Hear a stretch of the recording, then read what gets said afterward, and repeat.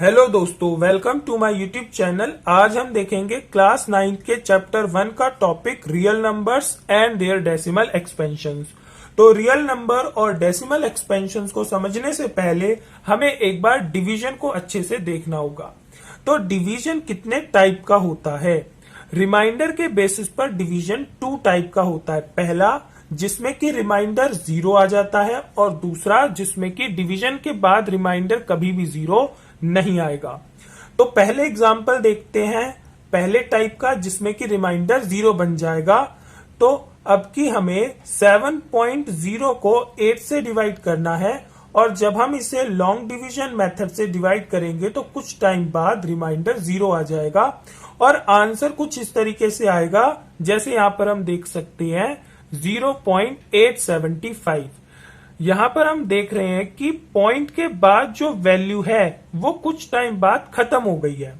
तो अगर डेसिमल के बाद वैल्यू खत्म हो जाए तो इस तरीके की डेसिमल वैल्यू के एक्सपेंशन को कहेंगे टर्मिनेटिंग डेसिमल एक्सपेंशन, जिसमें कि डेसिमल के बाद आने वाली वैल्यू टर्मिनेट हो गई है, यानी कुछ टाइम बाद खत्म हो गई है क्योंकि रिमाइंडर 0 हो गया था।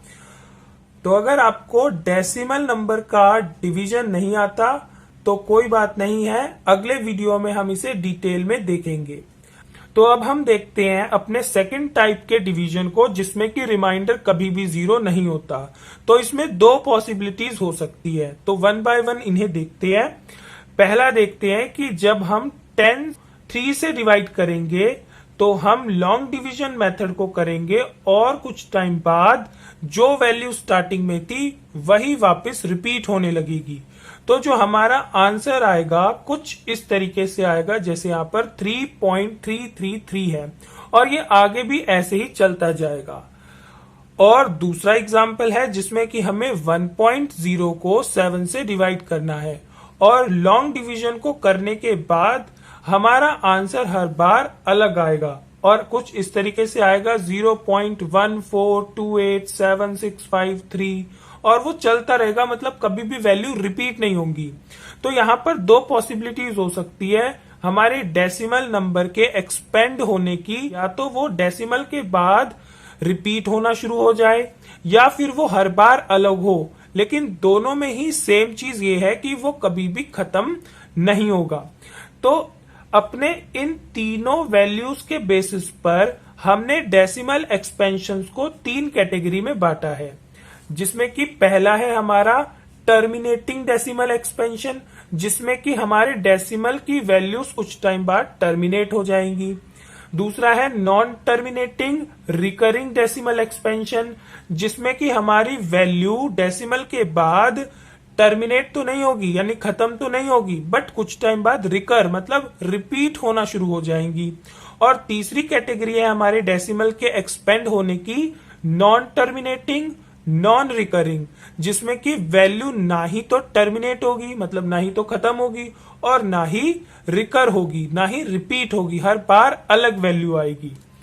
तो जैसा कि हमने देखा था हमारे रियल नंबर्स रेशनल नंबर और इरेशनल नंबर की हेल्प से बनते हैं, जहां पर हमने सीखा था कि रेशनल नंबर वो होते हैं जिन्हें P बाय Q की फॉर्म में लिखा जा सकता है और इरेशनल नंबर वो जिन्हें P बाय Q की फॉर्म में नहीं लिखा जा सकता। तो जो नंबर्स टर्मिनेटिंग डेसिमल एक्सपेंशन वाले होते हैं और non terminating recurring decimal expansion वाले, उन सभी नंबर्स को हम P बाय Q की फॉर्म में लिख सकते हैं, इसीलिए ये आते हैं हमारे रेशनल नंबर की कैटेगरी में। तो हम ये कह सकते हैं कि rational number terminating decimal expansion और नॉन टर्मिनेटिंग डेसिमल एक्सपेंशन वाले सारे नंबर्स को कंटेन करके रखता है और इरेशनल नंबर्स में सारे non terminating non recurring decimal expansion वाले टाइप के नंबर्स आते हैं। तो हमने यहां पर देखा कि रियल नंबर्स रेशनल नंबर और इरेशनल नंबर की हेल्प से बनते हैं और रेशनल नंबर और इरेशनल नंबर इन 3 टाइप के डेसिमल एक्सपेंशन की हेल्प से बनते हैं। तो अगर आपको ये वीडियो पसंद आया हो तो प्लीज इसे लाइक एंड शेयर कीजिए और मेरे चैनल को सब्सक्राइब कीजिए ऐसी ही और वीडियोस पाने के लिए।